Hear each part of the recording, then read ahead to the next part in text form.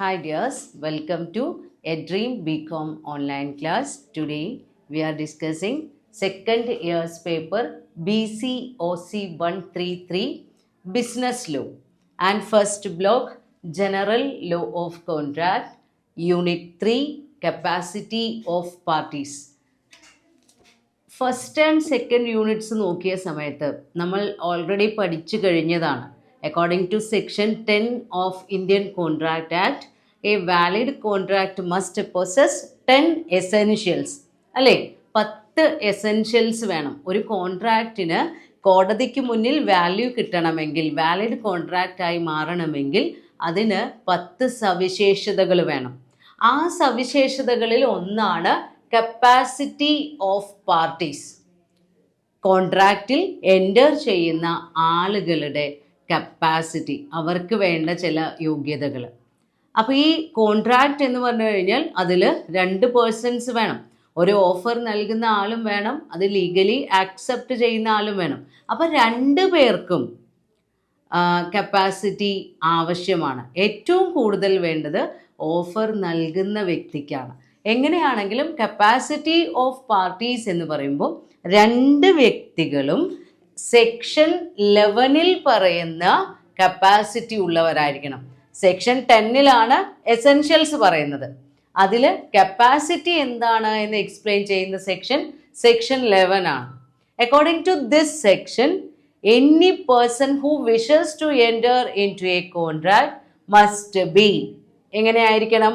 ഒരു കോൺട്രാക്റ്റിൽ എൻ്റർ ചെയ്യാൻ യോഗ്യതയുള്ള ഒരു വ്യക്തി എന്ന് പറയുന്നത് ആരൊക്കെയാണ് നമുക്ക് നോക്കാം. Every person who is competent to contract. എന്തൊക്കെയാണ് യോഗ്യതകൾ? First one, who is of the age of majority according to the law which he is subject. ഓരോ വ്യക്തിയും, ആ കോൺട്രാക്റ്റിൽ എൻ്റർ ചെയ്യുന്ന ഓരോ വ്യക്തിയും അദ്ദേഹത്തിന് ബാധകമായ നിയമം ഏതാണോ ആ നിയമപ്രകാരം മേജറായിരിക്കണം, അല്ലെങ്കിൽ മെജോറിറ്റി ഏജ് ലഭിച്ച ആളായിരിക്കണം. അപ്പോൾ ഓരോ വ്യക്തികൾക്കും മെജോറിറ്റിയെ സംബന്ധിച്ച് പ്രത്യേക നിയമങ്ങളുണ്ടോ? പൊതുവെ ഇന്ത്യൻ മെജോറിറ്റി ആക്ട് എന്ന് പറഞ്ഞിട്ട് പക്വത എത്തി അല്ലെങ്കിൽ പ്രായപൂർത്തിയായി എന്ന് പറയുന്ന വയസ്സുകളെ കുറിച്ച് പറയുന്ന ഒരു നിയമമുണ്ട്. പിന്നെ ചില വ്യക്തികൾക്ക് ചില സവിശേഷ സാഹചര്യങ്ങളിൽ അവരുടെ പ്രായപൂർത്തിയാവുന്ന വയസ്സ് എന്ന് പറയുന്നത് വ്യത്യാസമുണ്ട്. അപ്പോൾ ഏത് വ്യക്തിയാണോ കരാറിൽ ഏർപ്പെടുന്നത് ആ വ്യക്തിയെ ബാധിക്കുന്ന നിയമപ്രകാരം അദ്ദേഹം മെജോറിറ്റി ഏജ് കംപ്ലീറ്റ് ചെയ്ത ആളായിരിക്കണം. ദെൻ രണ്ടാമത്തെ ക്വാളിഫിക്കേഷനായി പറയുന്നത് who is of sound mind, മാനസിക സ്ഥിരതയുള്ള ആളായിരിക്കണം, അല്ലെങ്കിൽ ഒരു സ്ഥിരബുദ്ധി ഉള്ള ആളായിരിക്കണം. ഇതൊക്കെ എന്താണ്, ഈ ടേം കൊണ്ട് എന്താണ് അർത്ഥമാക്കുന്നത് എന്ന് നമ്മൾ ഡീറ്റെയിൽ ആയി നോക്കുന്നുണ്ട്. അപ്പോൾ പ്രധാനമായും പറയുന്ന യോഗ്യതകൾ ശ്രദ്ധിക്കുക.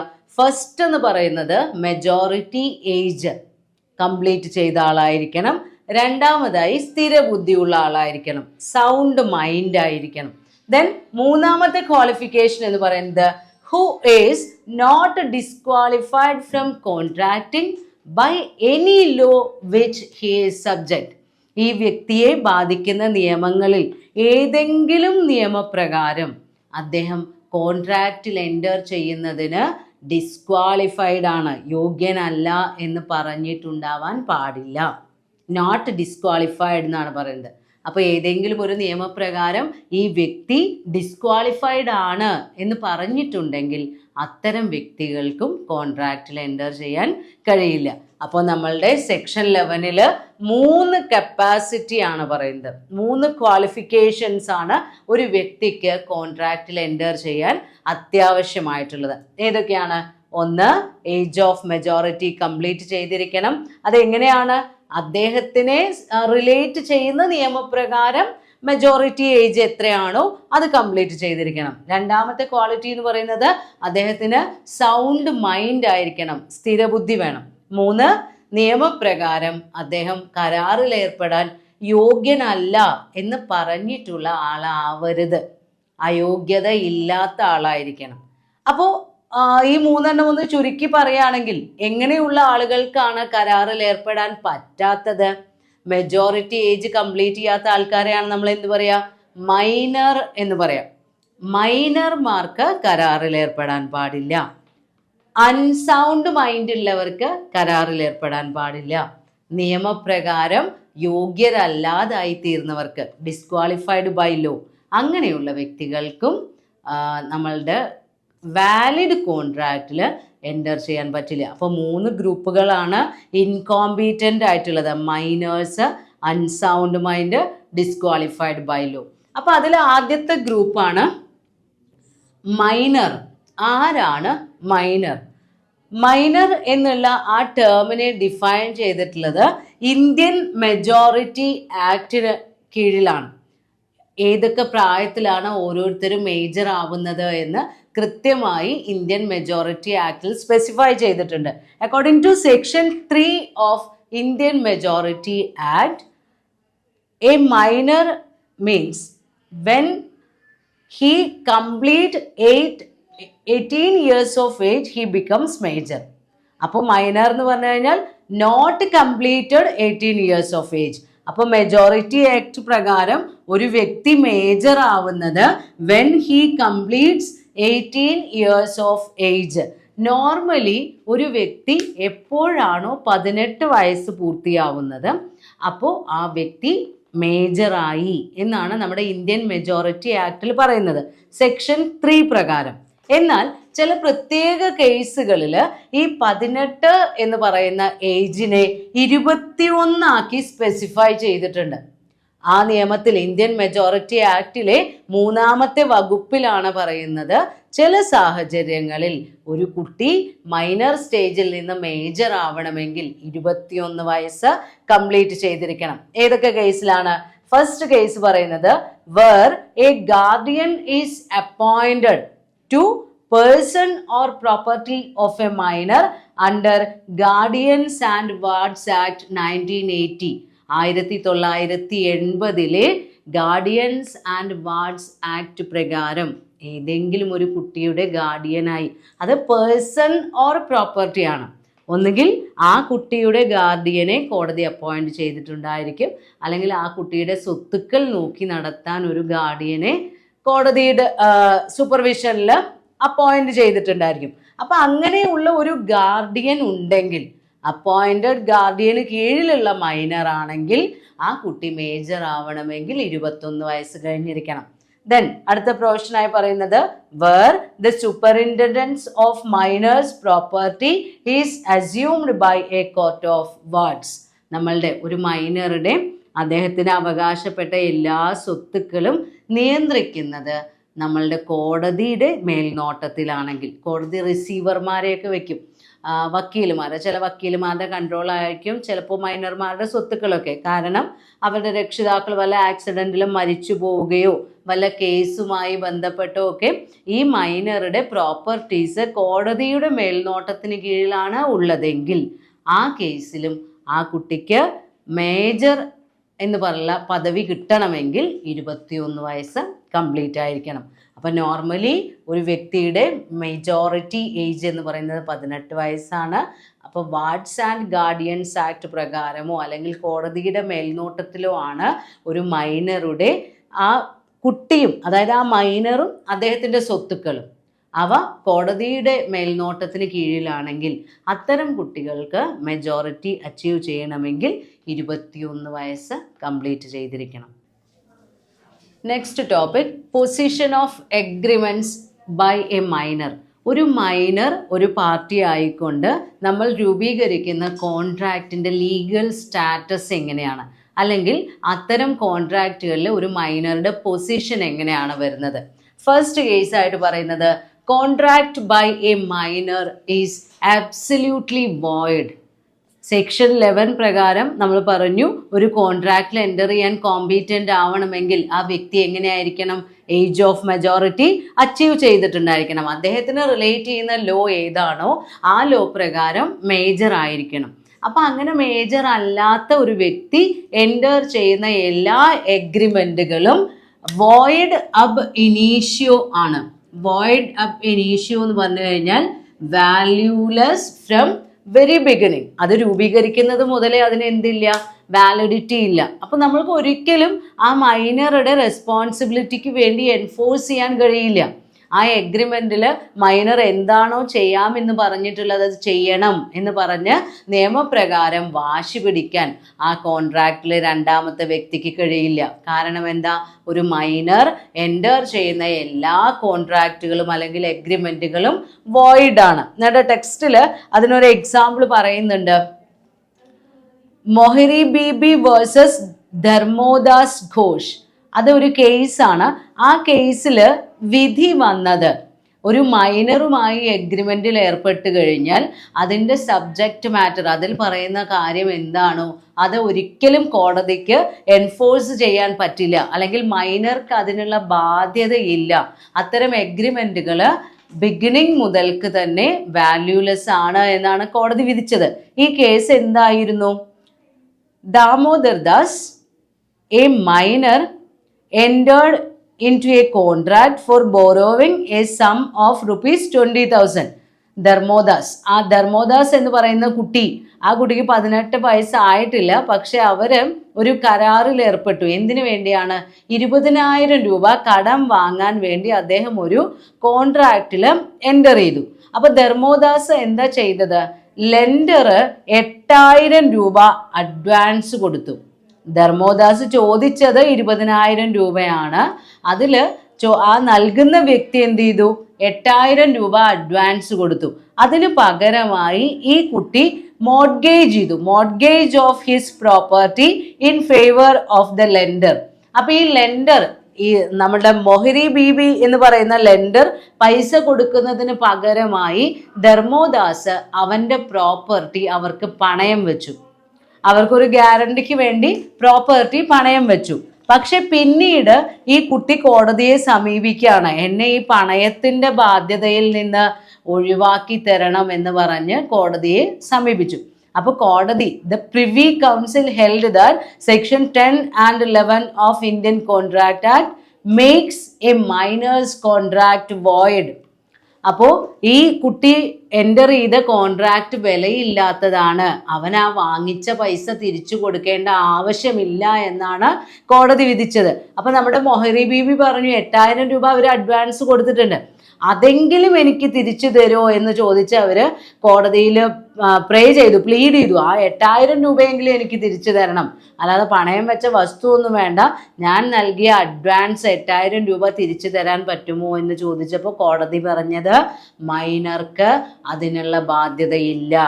കാരണം മൈനറുമായി എൻ്റർ ചെയ്യുന്ന കോൺട്രാക്റ്റിന് വാലിഡിറ്റി ഇല്ല. അപ്പോൾ ആ 8,000 രൂപ ഈ കുട്ടി തിരിച്ചു കൊടുത്തിട്ടില്ലെങ്കിൽ അവർക്ക് ചോദിച്ചു വാങ്ങാനുള്ള അവകാശമില്ല എന്നാണ് കോടതി വിധിച്ചത്. തിരിച്ചു കൊടുക്കാനുള്ള ബാധ്യത ഈ കുട്ടിക്കില്ല. അപ്പോൾ മൈനറുമായി എഗ്രിമെന്റിൽ ഏർപ്പെട്ട് കഴിഞ്ഞാൽ അതിന് നിയമത്തിന് മുന്നിൽ യാതൊരു വിലയുമില്ല. നമ്മൾക്ക് ഒരു കേസും എവിടെയും കൊടുക്കാൻ പറ്റില്ല. ദെൻ രണ്ടാമത്തെ കേസ് പറയുന്നത് fraudulent representation by a minor. അപ്പൊ നമ്മൾക്ക് അറിയില്ല, നമ്മൾ ഒരു കുട്ടിയുമായി, അല്ലെങ്കിൽ ഇപ്പൊ കാണാൻ കുറച്ച് വലിയൊരാളാണെന്ന് വിചാരിക്കാം, അവനുമായി ഒരു എഗ്രിമെന്റിൽ ഏർപ്പെടുമ്പോൾ ആ കുട്ടി എനിക്ക് 18 വയസ്സ് കഴിഞ്ഞു എന്ന് പറഞ്ഞു. ഫ്രോഡുലന്റ് ആയിട്ടാണ് പറയുന്നത്, ചതിക്കാണ് നമ്മളെ. 18 വയസ്സ് തികഞ്ഞിട്ടില്ല എന്നുള്ള കാര്യം അവൻ ഒളിപ്പിച്ചു വെച്ചുകൊണ്ട് ഒരു കരാറിൽ ഏർപ്പെട്ടു. ആ കരാറിലും നമ്മൾക്ക് അനുകൂലമായി കോടതി വിധിക്കില്ല. കാരണം നമ്മൾ ഒരു കോൺട്രാക്റ്റിൽ എൻ്റർ ചെയ്യുമ്പോൾ അവരുടെ പ്രൂഫ് നോക്കണം, ഏജ് പ്രൂഫ് നോക്കണം. അവർക്ക് 18 വയസ്സായോ എന്ന് ഉറപ്പ് വരുത്തേണ്ടത് നമ്മളാണ്. അവർ ചതിക്കാൻ ശ്രമിച്ചു എന്ന് വിചാരിച്ച് നമ്മൾ അതിൽ പറ്റിക്കപ്പെടാൻ പാടില്ല. ഇപ്പൊ ഇതിലൊരു എക്സാമ്പിൾ ആയിട്ട് പറയുന്നുണ്ട് ലെസ്ലി വേഴ്സസ് ഷെൽ എസ്. ഇതില് ഒരു minor fraudulently representing himself to a major, പ്രായപൂർത്തിയായ ആളാണ് എന്ന് അഭിനയിച്ചുകൊണ്ട് ഒരു മൈനർ എന്ത് ചെയ്തു? 400 പൗണ്ട് കടം വാങ്ങിച്ചു. പിന്നീട് ആ പൈസ തിരിച്ചു കൊടുക്കുന്നില്ല. അപ്പൊ നമ്മുടെ ലെസ്ലി പോയി കേസ് കൊടുക്കുകയാണ്, എനിക്ക് ഈ 400 രൂപ തിരിച്ചു കിട്ടണം, 400 പൗണ്ടാണ്, 400 പൗണ്ട് എനിക്ക് തിരിച്ചു കിട്ടണം എന്ന് പറഞ്ഞ് കോടതിയിൽ കേസിന് പോവാണ്. അപ്പോൾ ഇവൻ എന്നെ പറഞ്ഞു പറ്റിച്ചതാണ്, മേജറാണ് എന്ന് പറഞ്ഞത് കൊണ്ടാണ് ഞാൻ കോൺട്രാക്റ്റിൽ എൻ്റർ ചെയ്തതെന്നൊക്കെ പറഞ്ഞു. പക്ഷേ കോടതി വിധിച്ചത് ആ പൈസ തിരിച്ചു കൊടുക്കാൻ നമ്മുടെ മൈനർക്ക് ബാധ്യതയില്ല എന്നാണ്. കാരണം അവരെന്തോ പറഞ്ഞ് ചതിയിലൂടെ നമ്മളെ എൻ്റർ ചെയ്യാൻ ശ്രമിച്ചോട്ടെ, നമ്മൾ നിയമപ്രകാരമുള്ള എല്ലാ കാര്യങ്ങളും ഫോളോ ചെയ്തിട്ടുണ്ടെങ്കിൽ ഒരിക്കലും നമ്മൾക്ക് അങ്ങനത്തെ ചതി പറ്റില്ല. അയാൾ 18 വയസ്സായി എന്ന് പറഞ്ഞു കഴിഞ്ഞാൽ നമ്മൾ ഏജ് പ്രൂഫ് നോക്കി അത് ഉറപ്പ് വരുത്തേണ്ടത് നമ്മുടെ കടമയാണ്. അപ്പോൾ അതേപോലെ തന്നെയാണ് ഖാൻഗൽ വേഴ്സസ് ലെഖ സിംഗ്. അതിൽ പറയുന്നത് ഇങ്ങനെ ഒരു ആനുകൂല്യം മൈനർക്കുണ്ട് എന്ന് വിചാരിച്ച് അത് അവർക്ക് മറ്റുള്ളവരെ ചതിക്കാനുള്ള ഒരു അവസരമൊന്നുമല്ല. ഇപ്പോൾ വയസ്സായ ആളുകളെയോ അല്ലെങ്കിൽ നിയമത്തിനെ കുറിച്ച് അത്ര അറിയാത്ത വ്യക്തികളെയോ പറ്റിക്കാനുള്ള ഒരു എക്സ്ക്യൂസ് ആയിട്ട് ഒരു മൈനർ ഒരിക്കലും ഇതിനെ കണക്കാക്കാൻ പാടില്ല. മൈനർക്ക് മൈനറുടെ ആ മൈനോറിറ്റി കോടതിയിൽ പ്ലീഡ് ചെയ്യാം, പക്ഷെ ആ മൈനോറിറ്റി എന്നുള്ളൊരു അഡ്വാൻറ്റേജ് വെച്ചുകൊണ്ട് മറ്റുള്ളവരെ പറ്റിക്കരുത്. അങ്ങനെ പറ്റിക്കാൻ വേണ്ടി മനഃപൂർവ്വം ചെയ്യുന്ന പ്രവർത്തനങ്ങൾ കോടതിയിൽ മറ്റുള്ളവർക്ക് തെളിയിക്കാൻ കഴിഞ്ഞാൽ നഷ്ടപരിഹാരമൊക്കെ ചിലപ്പോൾ കൊടുക്കാൻ വേണ്ടി കോടതി വിധിക്കാറുണ്ട്. പക്ഷെ normally A contract with a minor is void അബ് ഇനീഷ്യോ. അപ്പോൾ ശ്രദ്ധിക്കേണ്ടത് നമ്മളാണ്. ദെൻ അടുത്ത പോയിന്റ് ആയിട്ട് പറയുന്നത് ratification on attaining majority. Ratification എന്ന് പറഞ്ഞു കഴിഞ്ഞാൽ നമ്മൾ ന്യായീകരിക്കുക അല്ലെങ്കിൽ അത് തുടരുക എന്നൊക്കെ പറയില്ലേ. അപ്പോൾ ഒരു മൈനറുമായിട്ട് നമ്മളൊരു എഗ്രിമെന്റിൽ ഏർപ്പെട്ടു, അതെന്താണ്? വോയിഡ് ആണ്, കോൺട്രാക്റ്റ് അല്ല, നിയമത്തിന് മുന്നിൽ വിലയില്ല. പക്ഷെ അദ്ദേഹം എപ്പോഴാണോ 18 വയസ്സ് പൂർത്തിയാക്കുന്നത് ആ സമയത്ത് നിലവിലുള്ള ഈ കോൺട്രാക്റ്റ് വാലിഡിറ്റിയോടുകൂടി നമ്മൾക്ക് തുടരാൻ കഴിയില്ല. കാരണം മൈനറുമായിട്ടുള്ള കോൺട്രാക്റ്റ് വാലിഡ് അല്ല, വോയിഡ് ആണ്. അപ്പൊ ആ എഗ്രിമെന്റിന് നിയമത്തിന് മുന്നിൽ ഓൾറെഡി വിലയില്ല. പിന്നീട് നമ്മൾക്കത് പുതിയതാണ് എന്ന് പറഞ്ഞ് പുതിയ എഗ്രിമെന്റ് പുതിയ കൺസിഡറേഷനോടുകൂടി രൂപീകരിക്കാം. ഫ്രഷ് കോൺട്രാക്റ്റ് മേജർ ആയതിനു ശേഷം ആ വ്യക്തിയുമായി രൂപീകരിക്കുകയാണെങ്കിൽ അതിന് വിലയുണ്ട്. അതല്ലാതെ ആ മൈനറുടെ മൈനോറിറ്റി ഏജിൽ നമ്മൾ എൻ്റർ ചെയ്തൊരു കോൺട്രാക്റ്റ് ഒരിക്കലും 18 വയസ്സിന് ശേഷം വാലിഡ് ആണ് എന്ന് പറഞ്ഞ് നമ്മൾക്ക് റാറ്റിഫൈ ചെയ്യാൻ പറ്റില്ല. പുതിയ കോൺട്രാക്റ്റും പുതിയ ലീഗൽ കൺസിഡറേഷനും വെച്ചുകൊണ്ട് അല്ലെങ്കിൽ മെജോറിറ്റി ആയതിനു ശേഷം പുതിയൊരു കോൺട്രാക്റ്റ് രൂപീകരിച്ചാൽ മാത്രമേ അതിന് വാലിഡിറ്റി ഉണ്ടാവുകയുള്ളൂ. നിങ്ങളുടെ ടെക്സ്റ്റിൽ അതിനൊരു എക്സാമ്പിൾ ആയിട്ട് ഒരു കേസ് പറയുന്നുണ്ട്, ഇന്ദ്രൻ രാമസ്വാമി വേഴ്സസ് അന്തപ്പ. ആ കേസിൽ അവർ പറയുന്നത് ഒരു പ്രോമിസറി നോട്ടിന്റെ അടിസ്ഥാനത്തിൽ ഒരാള് പൈസ കടം വാങ്ങിച്ചു. പക്ഷെ പിന്നീട് അദ്ദേഹത്തിന് മേജർ ആയതിനു ശേഷം നമ്മൾക്ക് വീണ്ടും ആ പ്രോമിസറി നോട്ടിന്റെ ബേസിസിൽ ആ കോൺട്രാക്റ്റിന് വാലിഡിറ്റി കൊടുക്കാൻ കഴിയില്ല. കാരണം എന്താ? അവിടെ കൺസിഡറേഷൻ എന്ന് പറയുന്നത് ഗുഡ് കൺസിഡറേഷൻ അല്ല. അപ്പോൾ മെജോറിറ്റിയിൽ എത്തിയതിന് ശേഷം നമ്മൾ ആവശ്യമുണ്ടെങ്കിൽ പുതിയ ഒരു കോൺട്രാക്റ്റ് രൂപീകരിക്കണം, അതിന് വാലിഡിറ്റി ഉണ്ടാവും. അതല്ലെങ്കിൽ അതുവരെ നൽകിയ കൺസിഡറേഷനെ വെറും ഒരു ഗിഫ്റ്റ് ആയിട്ട് മാത്രമേ കോടതി കണക്കാക്കുകയുള്ളൂ എന്നാണ് ആനന്ദ് റായ് വേഴ്സസ് ഭഗവാൻ റായ് എന്ന് പറയുന്ന കേസിൽ കോടതി ഡിക്ലെയർ ചെയ്തത്. അതായത് ഏതെങ്കിലും ഒരു കൺസിഡറേഷൻ മൈനോറിറ്റി പീരിയഡിൽ അവർ നൽകിയിട്ടുണ്ടെങ്കിൽ അത് ആ കുട്ടിക്ക് ഗിഫ്റ്റ് കൊടുത്തതുപോലെ കണക്കാക്കുള്ളൂ, അതല്ലാതെ കടം കൊടുത്തതായി പരിഗണിക്കില്ല. അങ്ങനെ ഒരു കോൺട്രാക്റ്റ് ആയി മാറണമെങ്കിൽ മെജോറിറ്റി ഏജിന് ശേഷം അച്ചീവ് ചെയ്തതിന് ശേഷം ഒരു ഫ്രഷ് കോൺട്രാക്റ്റിൽ എൻ്റർ ചെയ്യണം. ദെൻ അഞ്ചാമത്തെ പോയിന്റ് ആയിട്ട് പറയുന്നത് minor as a partner. According to Section 30 of Indian Partnership Act, a minor can be appointed as a partner for benefits only. നമ്മൾക്ക് പാർട്ട്ണർഷിപ്പ് ബിസിനസ്സിനെ നിയന്ത്രിക്കാൻ ഇന്ത്യൻ പാർട്ട്ണർഷിപ്പ് ആക്ട് ഉണ്ട്. ആ ആക്ടിലെ 30ാമത്തെ വകുപ്പിൽ പറയുന്നത് വേണമെങ്കിൽ ഒരു മൈനറെ നമ്മൾക്കൊരു പാർട്ട്ണറായിട്ട് അപ്പോയിന്റ് ചെയ്യാം. എങ്ങനെയുള്ള പാർട്ട്ണർ? Four benefits only. ആ പാർട്ട്ണർഷിപ്പിൽ നിന്ന് എന്തെങ്കിലും ആനുകൂല്യങ്ങൾ ലഭിക്കാൻ വേണ്ടി മാത്രം അവർക്ക് ഗുണം കിട്ടും, അതല്ലാതെ മൈനർക്ക് യാതൊരു റെസ്പോൺസിബിലിറ്റി ഇല്ല. പാർട്ട്ണർ എന്നുള്ള രീതിയിൽ ആ പാർട്ട്ണർഷിപ്പ് ബിസിനസ്സിൽ ഒരു ഉത്തരവാദിത്വവും മൈനർക്ക് ഉണ്ടായിരിക്കില്ല. പക്ഷേ അതിൽ നിന്ന് എന്തെങ്കിലും ബെനഫിറ്റ്സ് മൈനർക്ക് എൻജോയ് ചെയ്യാൻ കഴിയും. അങ്ങനെ ബെനഫിറ്റ്സിന് വേണ്ടി മാത്രമുള്ളൊരു പാർട്ട്ണർ, ആ രീതിയിൽ വേണമെങ്കിൽ മൈനറെ അപ്പോയിന്റ് ചെയ്യാമെന്നാണ് ഇന്ത്യൻ പാർട്ട്ണർഷിപ്പ് ആക്ടിലെ സെക്ഷൻ 30 പറഞ്ഞിട്ടുള്ളത്. അപ്പൊ അതുകൊണ്ട് തന്നെ ഒരു മൈനർക്ക് വേണമെങ്കിൽ ആരാവാം? ഒരു പാർട്ട്ണർ ആവാം. മറ്റ് പാർട്ട്നേഴ്സിനെല്ലാം സമ്മതമാണെങ്കിൽ ഒരു ബെനഫിഷ്യറി എന്നുള്ള രീതിയിൽ അല്ലെങ്കിൽ ബെനഫിറ്റ്സ് മാത്രം സ്വീകരിക്കുന്ന ഒരു വ്യക്തി എന്നുള്ള പോലെ നമ്മൾക്കൊരു മൈനറെ അപ്പോയിന്റ് ചെയ്യാം. ദെൻ ആറാമത്തെ പോയിന്റ് ആയിട്ട് പറയുന്നത് A minor can act as an agent. ഒരു മൈനർക്ക് വേണമെങ്കിൽ എന്ത് ചെയ്യാം? ഒരു ഏജന്റ് ആയിട്ട് വർക്ക് ചെയ്യാം. ഏജൻസി എന്ന് പറഞ്ഞു കഴിഞ്ഞാൽ രണ്ട് വ്യക്തികൾക്കിടയിലുള്ള ഒരു റിലേഷനാണ്, പ്രിൻസിപ്പലും ഏജന്റും. കോൺട്രാക്ട് ഓഫ് ഏജൻസി നമ്മൾ ഇതിന് ഡീറ്റെയിൽ ആയിട്ട് ഒരു ചാപ്റ്റർ ആയിട്ട് പഠിക്കും. അപ്പൊ ജസ്റ്റ് മനസ്സിലാക്കി വയ്ക്കുക, ഒരു ഏജൻസി റിലേഷൻ എന്ന് പറഞ്ഞു കഴിഞ്ഞാൽ one person act for another. വേറൊരു വ്യക്തിക്ക് വേണ്ടി ഒരു വ്യക്തി എന്തെങ്കിലും ജോലി ചെയ്യുകയാണെങ്കിൽ അതിനെയാണ് നമ്മൾ ഏജൻസി എന്ന് പറയാം.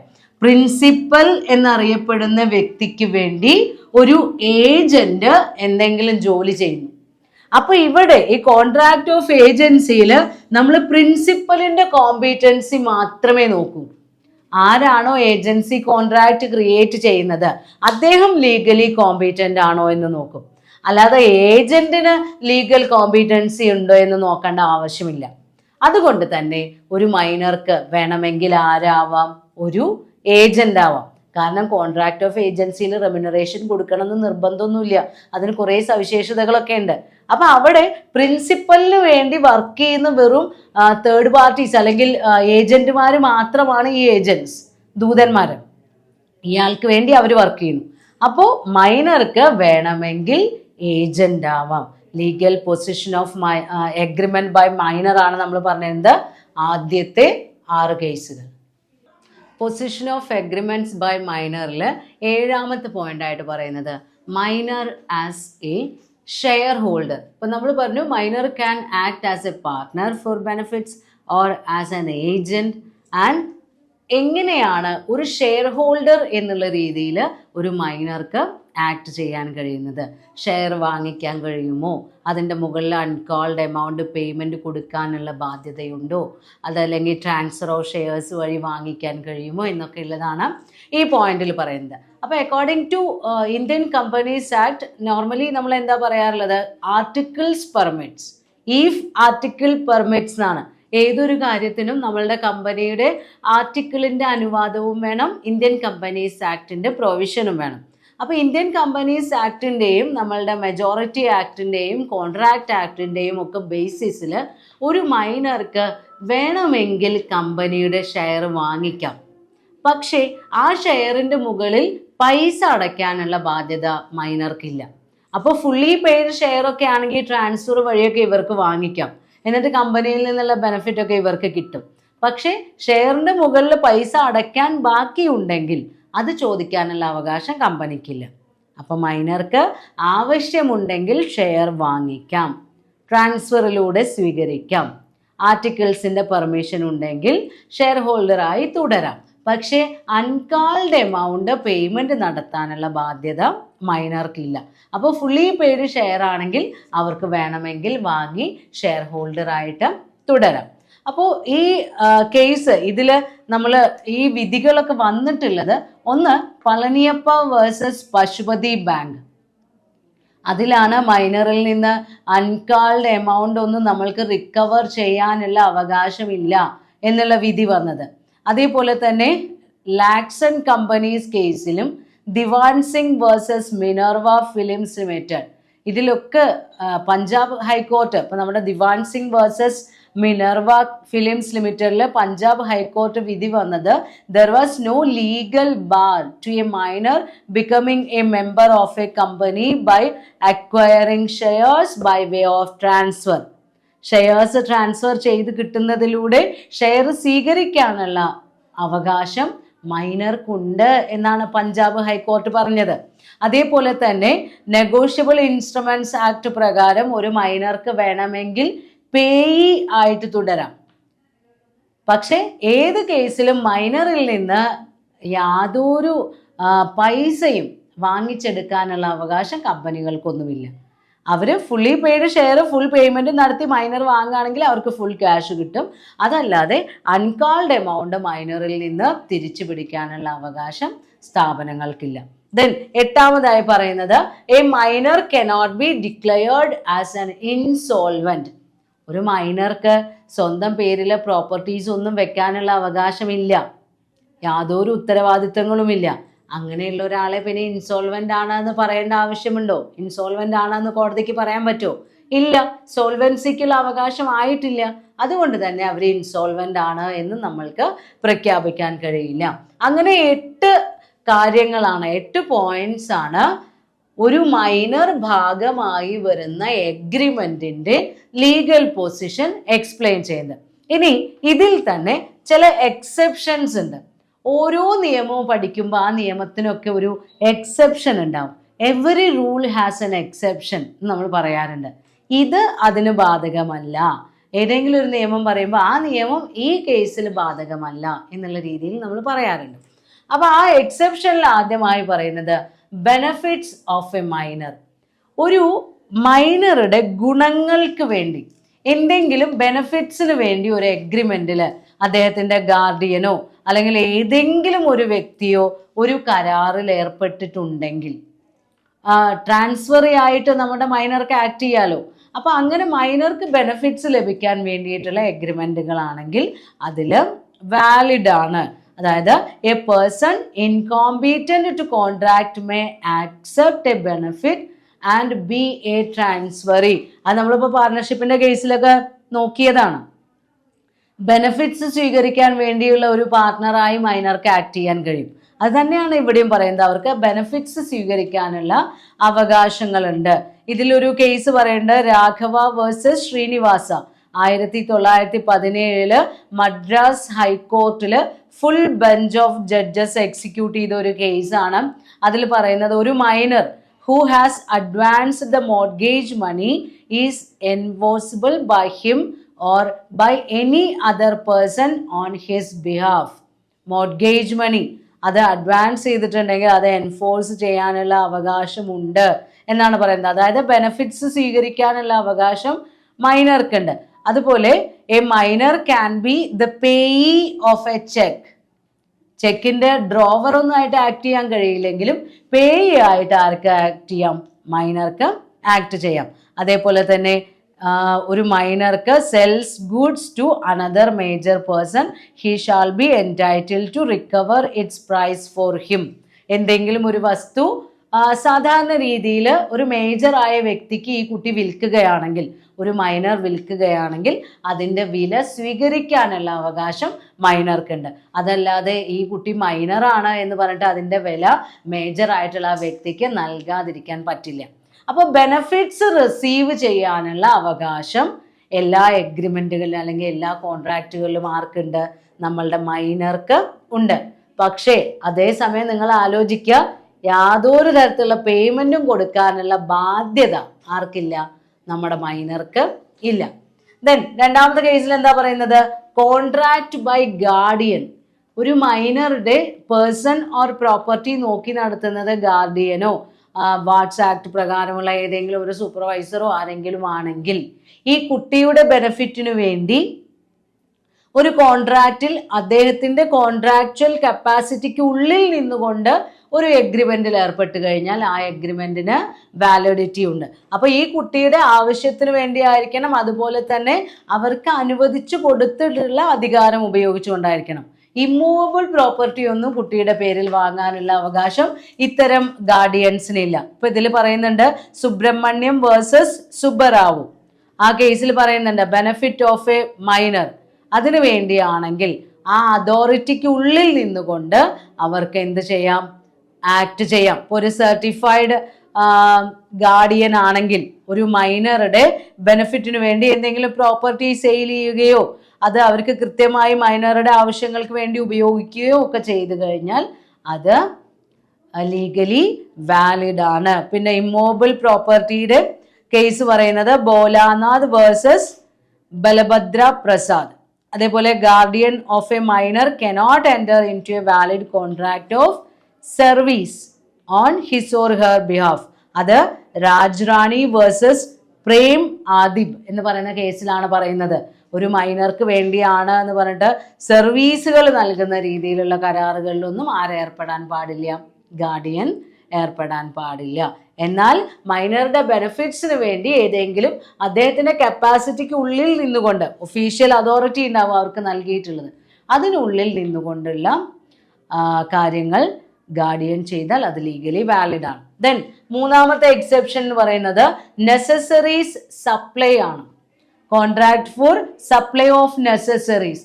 ഒരു മൈനർക്ക് അത്യാവശ്യം വേണ്ട അവശ്യ വസ്തുക്കൾ വേറെ ഏതെങ്കിലും ഒരു വ്യക്തി സപ്ലൈ ചെയ്തിട്ടുണ്ടെങ്കിൽ അതിൻ്റെ റീപേയ്മെൻറ്റ് മെജോറിറ്റിക്ക് ശേഷം മൈനർ ചെയ്തിരിക്കണം.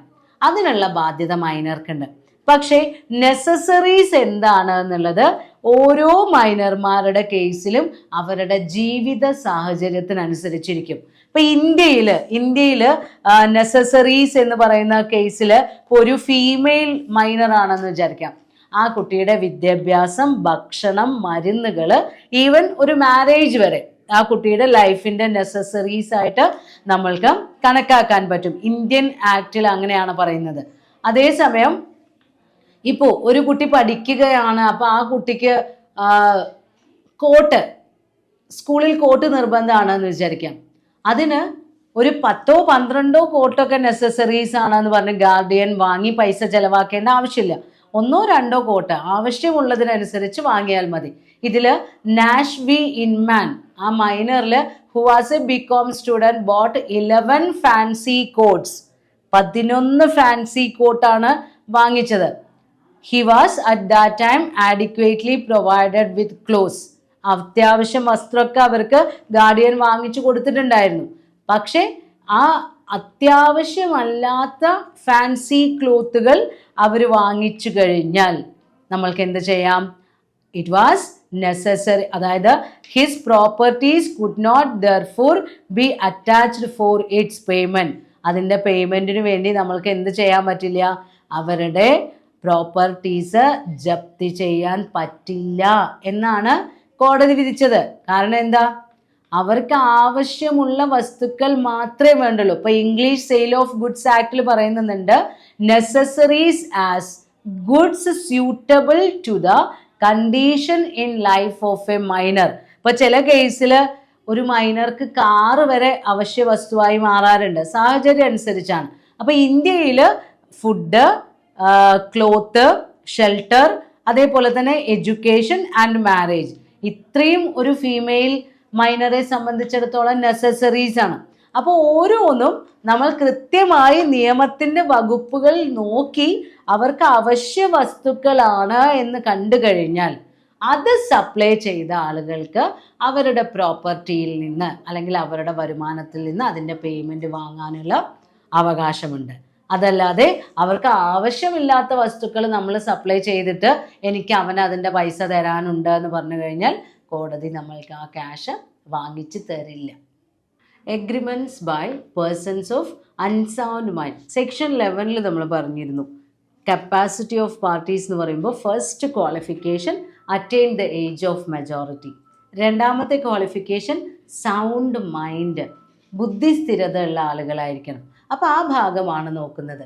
അൺസൗണ്ട് മൈൻഡായ ആളുകൾ എഗ്രിമെൻ്റ് രൂപീകരിച്ചാൽ അതിന് നിയമത്തിന് മുന്നിലുള്ള വാലിഡിറ്റി എങ്ങനെയാണ്, അല്ലെങ്കിൽ അതിൻ്റെ പൊസിഷൻ എന്താണ്. അപ്പോൾ ഏറ്റവും ആദ്യം നമ്മൾ നോക്കണം, ആരാണ്, who is the person having unsound mind. എന്താണ് ഈ അൺസൗണ്ട് മൈൻഡ് എന്നുള്ള കാര്യം കൊണ്ട് നമ്മൾ അർത്ഥമാക്കുന്നത്? അപ്പോൾ according to section 12 of Indian contract act, a person is said to be of sound mind for the purpose of making a contract if at the time when he makes it he is capable of understanding it and of forming a rational judgment as to its effect upon his interest. അപ്പോൾ നമ്മുടെ Indian contract ആക്ടിൻ്റെ section 12 പറയുന്നത്, ഒരു വ്യക്തി ആ വ്യക്തിയെ സ്ഥിരബുദ്ധിയുള്ള ആളാണ് അല്ലെങ്കിൽ മാനസിക സ്ഥിരതയുള്ള ആളാണ് എന്ന് നമ്മൾ പറയണമെങ്കിൽ അദ്ദേഹത്തിന് വേണ്ട ക്വാളിറ്റീസ് ആണ് പറയുന്നത്. സൗണ്ട് മൈൻഡ് ആണ്. എന്തിനു വേണ്ടി? For the purpose of making A contract. ഒരു കരാറിൽ ഏർപ്പെടാൻ മാത്രം സൗണ്ട് മൈൻഡാണ് അദ്ദേഹത്തിൻ്റേത് എന്ന് നമ്മൾ പറയണമെങ്കിൽ എന്തൊക്കെ ക്വാളിറ്റീസ് വേണം? If at the time when he makes it, എപ്പോഴാണോ ആ വ്യക്തി ആ കോൺട്രാക്റ്റ് രൂപീകരിക്കുന്നത്, ആ രൂപീകരിക്കുന്ന സമയത്ത് അദ്ദേഹത്തിന് സൗണ്ട് മൈൻഡ് ആണ് എന്ന് നമ്മൾ പറയണമെങ്കിൽ എന്തൊക്കെ കാര്യങ്ങൾ വേണം? He is capable of understanding it. ഏറ്റവും ആദ്യമായി പറയുന്നത് എന്താ? ആ വ്യക്തിക്ക് ആ കരാറിനെ കുറിച്ച് മനസ്സിലാക്കാനുള്ള കഴിവ് വേണം. ഏത് കോൺട്രാക്റ്റിലാണ് എൻ്റർ ചെയ്യുന്നത്, ആരാണ് രണ്ടാമത്തെ വ്യക്തി, ഇതിൻ്റെ കാര്യങ്ങൾ, നിയമപരമായിട്ടുള്ള കാര്യങ്ങൾ എന്തൊക്കെയാണ്, ആ കോൺട്രാക്റ്റിൽ പറയുന്ന കാര്യം എന്താണ്, അത് മനസ്സിലാക്കാനുള്ള കപ്പാസിറ്റി വേണം. അതിൻ്റെ കൂടെ വേറൊരു കാര്യം കൂടി പറയുന്നുണ്ട്, and of forming a rational judgment. എന്തിനു സാധിക്കണം? യുക്തിപരമായിട്ടുള്ള ഒരു തീരുമാനമെടുക്കാൻ സാധിക്കണം, അല്ലെങ്കിൽ ഒരു വിലയിരുത്തൽ. റാഷണൽ ജഡ്ജ്മെന്റ് ആണ് പറയുന്നത്. നമ്മൾക്ക് യുക്തിപരമായി കാര്യകാരണ സഹിതം അതിനെ വിലയിരുത്താൻ കഴിയണം. എന്തിനെ? It's effect upon his interest. അതായത് ഈ കരാറിൽ ഏർപ്പെട്ട് കഴിഞ്ഞാൽ അദ്ദേഹത്തിൻ്റെ താല്പര്യങ്ങൾക്ക്, അവർക്ക് കുറേ എന്തെങ്കിലും താല്പര്യം ഉണ്ടാവുകൊണ്ടാണല്ലോ ഒരു കരാറിൽ നമ്മൾ ഏർപ്പെടുന്നത്. അപ്പോൾ ആ കോൺട്രാക്റ്റിൽ നമ്മൾ എൻ്റർ ചെയ്യുമ്പോൾ ആ കരാറ് മൂലം നമ്മളുടെ വ്യക്തി താല്പര്യങ്ങൾക്ക് എന്താണ് സംഭവിക്കുന്നത്, ഇതൊക്കെ വിലയിരുത്താൻ കഴിയണം. ഇപ്പോൾ എക്സാമ്പിൾ പറയുകയാണെങ്കിൽ, എ എന്ന് പറയുന്ന ഒരു വ്യക്തി, ആ വ്യക്തി അദ്ദേഹത്തിൻ്റെ വീട് വിൽക്കാൻ തീരുമാനിക്കുകയാണ്. കാരണം അദ്ദേഹത്തിന് ഒരു 30 ലക്ഷം രൂപ കടമുണ്ട്. അപ്പോൾ അദ്ദേഹത്തിൻ്റെ പ്രധാന താല്പര്യം എന്ന് പറയുന്നത് ആ കടം വീട്ടണം, വീട് വിറ്റ് കടം വീട്ടണം, സെറ്റിലാവണം. അപ്പോൾ ബി എന്ന് പറയുന്ന വ്യക്തിയോട് അദ്ദേഹം തൻ്റെ ആഗ്രഹം അറിയിക്കുകയാണ്, എനിക്ക് എൻ്റെ വീട് വിൽക്കണം, 50 ലക്ഷം രൂപയ്ക്ക് വിൽക്കാനാണ് ഞാൻ ഉദ്ദേശിക്കുന്നത്. അപ്പോൾ ബി കരാറിൽ ഏർപ്പെട്ടു, 50 ലക്ഷം രൂപയ്ക്ക് ഞാൻ വാങ്ങിക്കാം. പക്ഷെ ബി പറയാണ്, ഞാൻ തരുന്ന പൈസ ബ്ലാക്ക് മണി ആയിരിക്കും. അപ്പോൾ എയുടെ താല്പര്യം എന്താ? കടം വീട്ടണം, അദ്ദേഹത്തിന് സെറ്റിലാവണം. അപ്പോൾ എക്ക് ഈ കരാറിൽ ഏർപ്പെടുമ്പോൾ അതിനെക്കുറിച്ച് മനസ്സിലാക്കാൻ കഴിയണം. തനിക്ക് കിട്ടുന്ന പൈസ ബ്ലാക്ക് മണിയാണ്, ടാക്സബിൾ ആയിട്ടുള്ള പൈസയല്ല. അപ്പോൾ നമ്മൾക്ക് അതെടുത്ത് ഉപയോഗിക്കാൻ കഴിയുമോ? ആ പൈസ തൻ്റെ കയ്യിലെത്തിയാൽ തനിക്ക് എന്തെങ്കിലും നിയമപ്രശ്നങ്ങൾ വരുമോ? അങ്ങനെയുള്ള കാര്യങ്ങളൊക്കെ വ്യക്തമായി മനസ്സിലാക്കി ഒരു തീരുമാനമെടുക്കാനുള്ള ബുദ്ധി ആ സമയത്ത്, കരാറിൽ ഏർപ്പെടുന്ന സമയത്ത് എക്ക് വേണം. അങ്ങനെയാണെങ്കിലേ നമ്മൾ എന്ത് പറയുള്ളൂ? സൗണ്ട് മൈൻഡ് ആണ് എന്ന് പറയുള്ളൂ. പിന്നീട് കോടതിയിൽ ഇത് കേസ് വരുമ്പോൾ, നിങ്ങളോട് പറഞ്ഞിരുന്നില്ലേ ബ്ലാക്ക് മണി ആണെന്ന് പറഞ്ഞിരുന്നില്ലേ, ബ്ലാക്ക് മണി നിയമവിരുദ്ധമാണെന്ന് അറിയില്ലേ എന്ന് ചോദിക്കുമ്പോൾ, അപ്പം എനിക്കത് അറിയില്ലായിരുന്നു എന്നൊന്നും പറയാൻ പറ്റില്ല. വ്യക്തമായി കരാറിന് വാലിഡിറ്റി കിട്ടണമെങ്കിൽ ആ സമയത്ത് അദ്ദേഹത്തിന് സൗണ്ട് മൈൻഡ് ആയിരിക്കണം. സൗണ്ട് മൈൻഡുള്ള വ്യക്തികൾക്ക് മാത്രമേ കോൺട്രാക്റ്റിൽ എൻ്റർ ചെയ്യാൻ പറ്റുള്ളൂ. അപ്പോൾ ചില ആളുകൾക്ക് എന്ത് ചെയ്യാം? കരാറിൽ ഏർപ്പെട്ടതിന് ശേഷം എനിക്ക് സൗണ്ട് മൈൻഡ് ഉണ്ടായിരുന്നു എന്ന് വാദിക്കാം, അല്ലെങ്കിൽ സൗണ്ട് മൈൻഡ് ഇല്ലായിരുന്നു എന്ന് വാദിക്കാം. അങ്ങനെ പല കള്ളത്തരങ്ങളും ചെയ്യാൻ പറ്റും. അതിന് നിയമം ചില പ്രൊവിഷൻസ് വെച്ചിട്ടുണ്ട്. ഇവർക്ക് കപ്പാസിറ്റി ടു അണ്ടർസ്റ്റാൻഡും റാഷണൽ ജഡ്ജ്മെന്റും രണ്ട് കാര്യങ്ങളാണല്ലോ ഇപ്പോൾ ക്വാളിറ്റീസ് ആയിട്ട് വേണ്ടത്. ആ ക്വാളിറ്റീസ് എന്ന് പറയുന്നത് തന്നെ ചില വ്യക്തികളെ സംബന്ധിച്ചിടത്തോളം ചില ആളുകൾക്ക് ഇൻ്റർവെൽസിൽ ലൂസിഡ് ഇൻ്റർവെൽസ് ഉണ്ടായിരിക്കും. അവർക്ക് ചില സമയത്ത് അവർക്ക് സൗണ്ട് മൈൻഡ് ആയിരിക്കും, ചില സമയത്ത് അവർക്ക് ബുദ്ധിസ്ഥിരത ഉണ്ടാവില്ല. അങ്ങനെയുള്ള വ്യക്തികളുണ്ട്. ഇടവേളകളിൽ ബുദ്ധി സ്ഥിരമായി വരുന്ന ആളുകൾ. അങ്ങനെയുള്ള വ്യക്തികളെ സംബന്ധിച്ചിടത്തോളം കോൺട്രാക്റ്റിൽ എൻ്റർ ചെയ്യാന്ന് പറയുന്നത്, during the time of sound mind they can enter into a contract. ആ ബുദ്ധിസ്ഥിരതയുണ്ട് എന്ന് പറയുന്ന ആ സമയമുണ്ടല്ലോ. ഇപ്പം മാനസികാശുപത്രിയിലൊക്കെ ട്രീറ്റ്മെൻറ്റ് നടത്തുന്ന ആളുകളുണ്ടാവും. ഭ്രാന്തുള്ളപ്പോൾ ചികിത്സ നടത്തുക, അത് ചികിത്സ കഴിഞ്ഞ് കഴിഞ്ഞാൽ അവരുടെ ഭ്രാന്ത് മാറും. അപ്പോൾ ആ ഭ്രാന്ത് മാറിയ സമയത്ത് അവർക്ക് എന്ത് ചെയ്യാം? വാലിഡ് കോൺട്രാക്ട്സിൽ എൻ്റർ ചെയ്യാം. അതേസമയം സുബോധമില്ലാത്ത സമയത്ത് എന്ത് ചെയ്യാൻ പറ്റില്ല?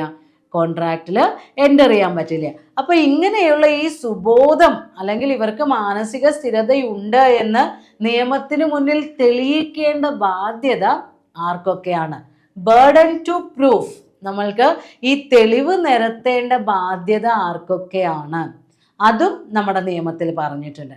ഓരോ കേസുകൾ വരുമ്പോൾ സ്ഥിരബുദ്ധി ഉണ്ട് എന്ന് വാദിക്കുന്നവരുണ്ടായിരിക്കാം, ഇല്ല എന്ന് വാദിക്കുന്നവരുണ്ടായിരിക്കാം. കാരണം ഓരോരുത്തരും അവനവൻ്റെ ബെനിഫിറ്റിന് വേണ്ടിയാണ് കേസുകളെ വളച്ചൊടിക്കാറുള്ളത്. അപ്പോൾ ബർഡൻ ടു പ്രൂഫ് എന്ന് പറയുന്നത് ഫസ്റ്റ് കേസിൽ if the person have usually sound mind, normally സ്ഥിരബുദ്ധിയുള്ള ഒരാളാണെന്ന് വിചാരിക്കാം. അയാളെക്കുറിച്ച് ഏതെങ്കിലും ഒരു വ്യക്തി അവൻ കരാറിൽ ഏർപ്പെട്ടത് ബുദ്ധിയില്ലാത്ത സമയത്താണ് എന്ന് വാദിച്ചു കഴിഞ്ഞാൽ ആരാണ് ഇവന്റെ ബുദ്ധിസ്ഥിരത തെളിയിക്കേണ്ടത്? The person who challenges the validity. ഈ കോൺട്രാക്റ്റിന് വാലിഡിറ്റി ഉണ്ടോ എന്ന് ചാലഞ്ച് ചെയ്യുന്ന ആളാണ് തെളിയിക്കേണ്ടത്. കാരണം ഈ വ്യക്തി സ്ഥിരബുദ്ധിയുള്ള ആളാണ്, സ്ഥിരമായിട്ട് നോർമൽ പേഴ്സൺ ആണ്. അപ്പം അങ്ങനെയുള്ളൊരു വ്യക്തി എൻ്റർ ചെയ്ത കോൺട്രാക്റ്റ് അതിന് വാലിഡിറ്റി ഇല്ല എന്ന് ആരാണോ ചാലഞ്ച് ചെയ്യുന്നത് അവരാണ് ഇദ്ദേഹത്തിൻ്റെ ബുദ്ധിസ്ഥിരത തെളിയിക്കേണ്ടത്. ദെൻ രണ്ടാമത്തെ കേസിൽ if the person is usually unsound, normally abnormal ആയ ഒരു വ്യക്തിയാണെന്ന് വിചാരിക്കാം. അദ്ദേഹം ഒരു കരാറിൽ ഏർപ്പെട്ടു. അപ്പോൾ കരാറിൽ ഏർപ്പെട്ട സമയത്ത് എനിക്ക് ബുദ്ധി ഉണ്ടായിരുന്നു എന്ന് തെളിയിക്കേണ്ടത് ആരാ? ഹൂ അഫേംസ് ദ കോൺട്രാക്ട്, ഇദ്ദേഹം തന്നെയാണ്. കാരണം നോർമലി അയാൾ എങ്ങനെയാണ്? അബ്നോർമലാണ്. അപ്പം അങ്ങനെയുള്ളവർ എൻ്റർ ചെയ്ത കോൺട്രാക്റ്റിന് വാല്യൂ ഇല്ല എന്ന് എല്ലാവർക്കും അറിയാം. അതിനെ ഉപരിയായി ആ കോൺട്രാക്റ്റിന് വാലിഡിറ്റി ഉണ്ട് എന്ന് തെളിയിക്കേണ്ടത് അദ്ദേഹം തന്നെയാണ്. അപ്പോൾ കോൺട്രാക്റ്റിൽ എൻ്റർ ചെയ്ത സമയത്ത് സൗണ്ട് മൈൻഡ് ആയിരുന്നു എന്ന് തെളിയിക്കേണ്ടത് നമ്മളുടെ ആരാണോ ആ കരാറിന് വാലിഡിറ്റി ആവശ്യപ്പെടുന്നത്, അഫേം ചെയ്യുന്നത്, ഞാനപ്പോൾ ബുദ്ധിസ്ഥിരതയുള്ള ആളായിരുന്നു എന്ന് പറയുന്നത് അദ്ദേഹം തന്നെയാണ് തെളിയിക്കേണ്ടത്. ദെൻ മൂന്നാമത്തെ കേസ് എന്ന് പറയുന്നത് ഏതെങ്കിലും ഒരു വ്യക്തി സിവിയർ ആയിട്ട് ഫീവർ ബാധിച്ചു എന്ന് വിചാരിക്കാം. നിങ്ങൾ കണ്ടിട്ടുണ്ടായിരിക്കും, പനി, ഒരു പരിധിയിലധികം പനി നമ്മളെ ബാധിച്ചു കഴിഞ്ഞാൽ നമ്മളിങ്ങനെ പിച്ചും പേയും പറയാന്നൊക്കെ പറയും, ബോധമില്ലാത്ത രീതിയിലൊക്കെ നമ്മൾ ആക്ട് ചെയ്യും. അതേപോലെ ഡ്രങ്കാർഡ് ആണെങ്കിൽ, ചില സമയത്ത് മദ്യം ഉപയോഗിച്ചിട്ടുണ്ടെങ്കിലൊക്കെ നമ്മളുടെ ബുദ്ധിക്ക് ചില മങ്ങലേൽക്കാറുണ്ട്. അപ്പം അങ്ങനെയുള്ള സാഹചര്യങ്ങളിലാണെങ്കിൽ ഈ കാര്യം തെളിയിക്കേണ്ടത് the person who sets up that disability, ആ ഡിസബിലിറ്റി സെറ്റ്സപ്പ് ചെയ്യുന്ന ആളാരാണോ അവരാണ് അത് തെളിയിക്കേണ്ടത്. അപ്പോൾ ഓരോ സാഹചര്യങ്ങളിലും ആർക്കാണോ അതിൻ്റെ ബെനഫിറ്റ് അല്ലെങ്കിൽ അവർക്ക് ആ കാര്യം തെളിയിച്ചത് കൊണ്ട് ആർക്കാണ് ഗുണമുണ്ടാകുന്നത് അവരാണ് ഈ സൗണ്ട്നെസ് പ്രൂവ് ചെയ്യേണ്ടത്. അത് ചിലപ്പോൾ അൺസൗണ്ട് ആയിട്ടുള്ള ആ പേഴ്സൺ തന്നെ ആയിരിക്കാം ആവശ്യം. ആ കോൺട്രാക്റ്റിൽ എൻ്റർ ചെയ്ത സമയത്ത് ബോധമുണ്ടായിരുന്നെന്ന് തെളിയിക്കേണ്ടത് അദ്ദേഹത്തിൻ്റെ ആവശ്യമാണെങ്കിൽ അത് അദ്ദേഹം തെളിയിക്കണം. പിന്നെ സൗണ്ട് മൈൻഡ് ആയിട്ടുള്ള ഒരാൾ കള്ളു കുടിച്ചിട്ടാണ് ഒരു കോൺട്രാക്റ്റിൽ എൻ്റർ ചെയ്തിട്ടില്ലെങ്കിൽ ആ സമയത്ത് അദ്ദേഹം മദ്യപിച്ചിരുന്നു എന്ന് തെളിയിക്കേണ്ടത് അതിൻ്റെ എതിരുള്ള വ്യക്തിക്കായിരിക്കും. അപ്പോൾ അവരാണത് പ്രൂവ് ചെയ്യേണ്ടത്. അപ്പോൾ എങ്ങനെയാണെങ്കിലും സെക്ഷൻ 12 പ്രകാരം സൗണ്ട് മൈൻഡ് ഉള്ള ഒരു വ്യക്തിക്ക് മാത്രമേ വാലിഡ് കോൺട്രാക്റ്റിൽ എൻ്റർ ചെയ്യാനുള്ള കോമ്പീറ്റൻസി ഉള്ളൂ. Position of agreements by unsound mind persons. Section 12 പ്രകാരം സൗണ്ട് മൈൻഡ് എന്താണെന്ന് നമ്മൾ ഡിഫൈൻ ചെയ്ത് കഴിഞ്ഞു. അതേപോലെ അൺസൗണ്ട് മൈൻഡ് ആയിട്ടുള്ള ആളുകൾക്ക് എഗ്രിമെൻറ്റിൽ ഏതൊക്കെ രീതിയിലാണ് എൻ്റർ ചെയ്യാൻ കഴിയുന്നത് എന്നുള്ള കാര്യങ്ങളാണ് ഇനി നോക്കുന്നത്. അപ്പോൾ അൺസൗണ്ട് മൈൻഡ് പേഴ്സൺസ് എന്ന് പറയുമ്പോൾ അതിൽ വരുന്ന പ്രധാനപ്പെട്ട 3 കാറ്റഗറി എന്ന് പറയുന്നത് ഒന്ന് ലുനാറ്റിക്സ് ആണ്, പിന്നെ ഒന്ന് ഡ്രങ്കാർഡ്സ് ആണ് അല്ലെങ്കിൽ ഇൻടോക്സിക്കേറ്റഡ് പേഴ്സൺസ്, പിന്നെ ഒരു ഗ്രൂപ്പ് എന്ന് പറയുന്നത് ഇഡിയറ്റ്സ് ആണ്. അതിൽ ഏറ്റവും ആദ്യത്തെ കാറ്റഗറി ലുനാറ്റിക്സ്. ലുനാറ്റിക്സ് എന്ന് പറഞ്ഞു കഴിഞ്ഞാൽ the persons who are mentally deranged due to some mental strain or personal shock.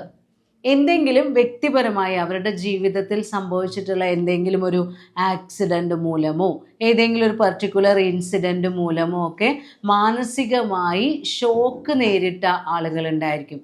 അതുപോലെ വേറെ എന്തെങ്കിലും കാരണങ്ങൾ കൊണ്ട് താൽക്കാലികമായി ബുദ്ധിക്ക് ചെറിയ രീതിയിലുള്ള ഡിസോർഡർ വന്നിട്ടുള്ള ആളുകളെയാണ് ലുനാറ്റിക്സ് എന്ന് പറയുന്നത്.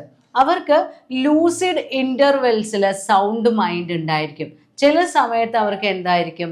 സ്ഥിരബുദ്ധി ഉണ്ടാവും. അപ്പോൾ ചിലപ്പോൾ കടുത്ത ഡിപ്രഷൻ മൂലമോ അല്ലെങ്കിൽ എന്തെങ്കിലും മെൻ്റൽ സ്ട്രെയിൻ മൂലം ബുദ്ധിക്ക് ചെറിയ തോതിലുള്ള ഡിഫക്റ്റ് സംഭവിച്ച ആളുകൾ, അങ്ങനെയുള്ള ആളുകളാണ് ഈ ലുനാറ്റിക്സ് എന്ന് പറയുന്ന ഗ്രൂപ്പിൽ വരുന്നത്. ചിലപ്പോൾ മെൻ്റൽ അസൈലത്തിലൊക്കെ ട്രീറ്റ്മെൻറ്റ് നേരിട്ട് കൊണ്ടിരിക്കുന്ന വ്യക്തികളായിരിക്കാം. അപ്പോൾ അങ്ങനെയുള്ള ലുനാറ്റിക്സിന് അവർ ഏതെങ്കിലും ഒരു സാഹചര്യത്തിൽ ഒരു കോൺട്രാക്റ്റിൽ എൻ്റർ ചെയ്യപ്പെടുകയാണെങ്കിൽ ആ എഗ്രിമെൻറ്റിൻ്റെ അല്ലെങ്കിൽ ആ കോൺട്രാക്റ്റിൻ്റെ ലീഗൽ പൊസിഷൻ എന്ന് പറയുന്നത് the person have liability for enforcing the contract if they are sound mind or they having sound mind during the time of making of contract. നമ്മൾ ആ കോൺട്രാക്റ്റ് ഫോം ചെയ്യുന്ന സമയത്ത് അവർക്ക് സൗണ്ട് മൈൻഡാണ് ഉള്ളത് എങ്കിൽ ആ കരാറിൻ്റെ ബാധ്യതകൾ അവരെ ബൈൻഡ് ചെയ്യും. അതല്ലെങ്കിൽ അവർക്ക് ആ കോൺട്രാക്റ്റ് കൃത്യമായി പൂർത്തീകരിക്കാനുള്ള ബാധ്യതയുണ്ട്. And if they are entering the contract without sound mind then they have no liability. അതേസമയം അവർ ആ കരാറിൽ ഏർപ്പെടുന്ന സമയത്ത് അവർക്ക് ബുദ്ധിസ്ഥിരതയില്ല, സുബോധമില്ല എന്ന് വിചാരിക്കുക. അങ്ങനെയാണെങ്കിൽ ആ കരാറിൻ്റെ യാതൊരു ബാധ്യതകളും ആ വ്യക്തികൾക്കില്ല. അപ്പോൾ ലുനാറ്റിക്സ് എന്ന് പറയുന്ന ഗ്രൂപ്പിൻ്റെ ലീഗൽ വാലിഡിറ്റി, അവരുടെ കോൺട്രാക്റ്റിൻ്റെ എൻഫോഴ്സിബിലിറ്റി എന്ന് പറയുന്നത് അവർ കോൺട്രാക്റ്റിൽ എൻ്റർ ചെയ്യുമ്പോൾ അവർക്ക് സൗണ്ട് മൈൻഡ് ആണെങ്കിൽ ആ കോൺട്രാക്റ്റ് ഫുൾഫിൽ ചെയ്യാൻ അവർ ബാധ്യസ്ഥരാണ്. എന്നാൽ കോൺട്രാക്റ്റിൽ എൻ്റർ ചെയ്യുന്ന സമയത്ത് അവർക്ക് സുബോധമില്ലാത്ത സമയമാണെങ്കിൽ അവർക്ക് ആ കോൺട്രാക്റ്റ് ഫുൾഫിൽ ചെയ്യേണ്ട, അല്ലെങ്കിൽ അവർക്ക് അതിന് യാതൊരു ലയബിലിറ്റിയുമില്ല. അതാണ് ഫസ്റ്റ് കാറ്റഗറി ലുനാറ്റിക്സ്. ദെൻ രണ്ടാമതായി പറയുന്നത് ഇഡിയറ്റ്സ് ആണ്. ഇഡിയറ്റ്സ് എന്ന് പറയുമ്പോൾ മന്ദബുദ്ധികൾ എന്നൊക്കെ പറയില്ലേ, കൺജീനിയൽ ഡിഫക്റ്റ് ആണത്. ജീനുകളുടെ പ്രോസസ്സ്, അതായത് ജനിതകപരമായിട്ടുള്ള ചില പോരായ്മകൾ മൂലം ജന്മന ബുദ്ധി വൈകല്യമുള്ള ആളുകളാണ് ഇഡിയറ്റ്സ്. അപ്പോൾ അവർക്ക് ഇങ്ങനെ ലൂസിഡ് ഇൻ്റർവെൽ ഒന്നുമില്ല. അവരുമായി എഗ്രിമെൻറ്റുകളിൽ ഏർപ്പെട്ട് കഴിഞ്ഞാൽ അത് ലീഗലി വാലിഡ് അല്ല. അപ്പോൾ നിങ്ങളുടെ ടെക്സ്റ്റിൽ ഇഡിയറ്റ്സിൻ്റെ കേസിൽ ഒരു എക്സാമ്പിൾ പറയുന്നുണ്ട്, ഇന്ദർ സിംഗ് വേഴ്സസ് പരമേഷ് വർധാരി സിംഗ്. അവർ ഒരു പ്രോപ്പർട്ടി, അതിന് 25,000 രൂപ ഉണ്ടായിരുന്നു. അത് ഒരു വ്യക്തിയുമായി വിൽക്കാൻ തീരുമാനിക്കുകയും അതിന് 7,000 രൂപ, 25,000 രൂപ വിലയുള്ള ഒരു പ്രോപ്പർട്ടി വെറും 7,000 രൂപയ്ക്ക് വിൽക്കാം എന്ന് പറഞ്ഞിട്ട് ഒരു വിൽപ്പന നടത്താണ്. അപ്പോൾ ഈ കുട്ടി മന്ദബുദ്ധിയായ കുട്ടിയാണ്. ഈ കുട്ടിക്ക് അറിയില്ല ഇതിന് 25,000 രൂപ കിട്ടുമെന്നൊന്നും അറിയില്ല. അപ്പോൾ ഈ ബുദ്ധിസ്ഥിരതയില്ലാത്ത ആ വ്യക്തി അയാളെ പറ്റിച്ചുകൊണ്ട് വേറൊരു വ്യക്തി 7,000 രൂപയ്ക്ക് അതിൻ്റെ വിൽപ്പന നടത്തുകയാണ്. അപ്പോൾ അവരുടെ അമ്മ എന്ത് ചെയ്തു? ഇയാള് ബുദ്ധിസ്ഥിരതയില്ലാത്ത ആളാണ്, അയാളൊരു കൺജീനിയൽ ആയിട്ടുള്ള, അങ്ങനെ ഒരു ജനിതകപരമായിട്ട് അല്ലെങ്കിൽ ജന്മനാ തന്നെ ഒരു ഡിസോർഡർ ഉള്ള ആളാണ്, ഇഡിയറ്റ് ആണ് എന്ന് തെളിയിച്ചു. അപ്പോൾ കോടതി പറഞ്ഞത് എന്താണ്? അങ്ങനെയുള്ള ഇഡിയറ്റ്സുമായി എൻ്റർ ചെയ്യുന്ന കോൺട്രാക്റ്റിന് വാലിഡിറ്റി ഇല്ല.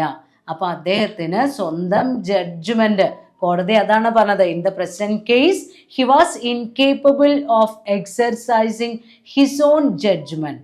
സ്വന്തമായി തീരുമാനമെടുക്കാനുള്ള, ഒരു യുക്തിപരമായ തീരുമാനമെടുക്കാനുള്ള കപ്പാസിറ്റി അദ്ദേഹത്തിനില്ല.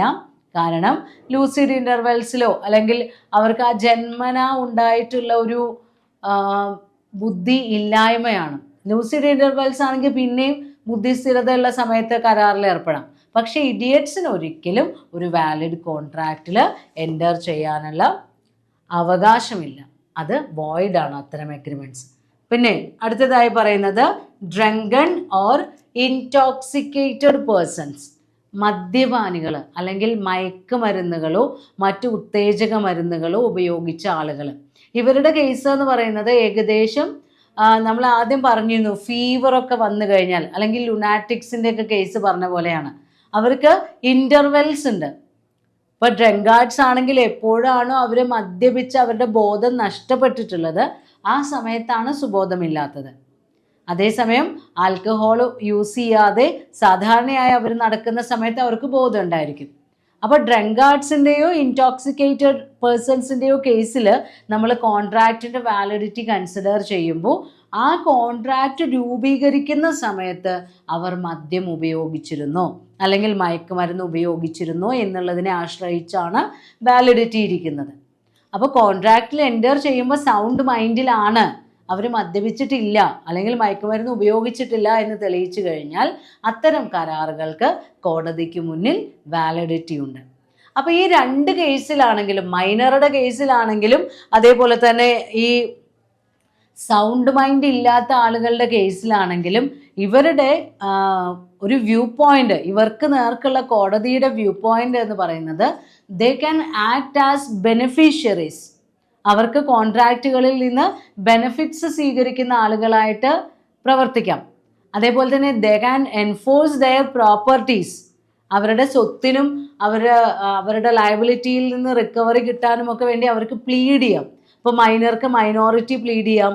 അൺസൗണ്ട് മൈൻഡ് പേഴ്സൺ അവരുടെ ആ കപ്പാസിറ്റി ഇല്ലായ്മ കോടതിയിൽ പ്ലീഡ് ചെയ്യാം. അതേപോലെ തന്നെ ഏതെങ്കിലും തരത്തിലുള്ള നെസസറീസ് ആണെങ്കിൽ മാത്രം അവർക്ക് ആരെങ്കിലും നെസസറീസ് സപ്ലൈ ചെയ്തിട്ടുണ്ടെങ്കിൽ അതിൻ്റെ റീപേയ്മെൻറ്റ് മാത്രമാണ് അവർക്ക് ലയബിലിറ്റി ആയിട്ടുള്ളത്.